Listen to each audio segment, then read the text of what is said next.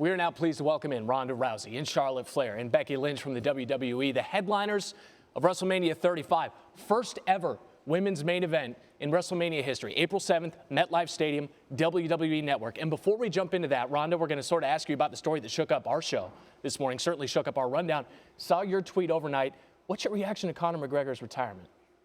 Well, it's a creative way to retire, and it was a cryptic way to retire, so we'll see how permanent it is. If he wants to retire forever, man, like, he's more than earned it, and like I said, I'm ready to buy that second round. You have the same reaction that I think a lot of people do. We'll see how permanent it is. Becky, let's get to WrestleMania 35. The reason you all are here, your reaction to being a headliner on the grandest of all stages within your sport.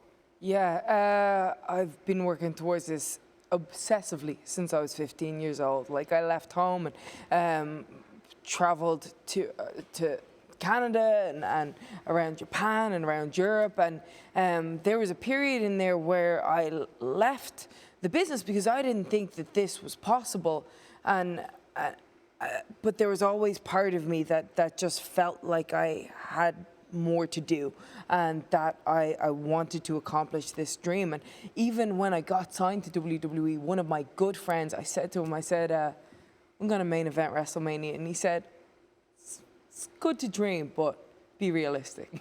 And here we are. You're sort of smirking when you hear that. Is that more at the confidence at that young age, or just the fact that you all are on this stage together now? No, because so many people said, you know, it's a huge dream. I mean, main eventing WrestleMania is the pinnacle of the women's evolution.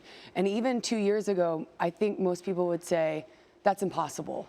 And look what the women from the past, you know, helped get us here and what we've created in the last few months and the momentum. Now we're walking into MetLife with a capacity of 80,000 people and main eventing WrestleMania. That's their reaction. Your reaction when you got, whether it was the call, the text, the tweet, the email, whatever notification it was, you're a part of this. What was your reaction?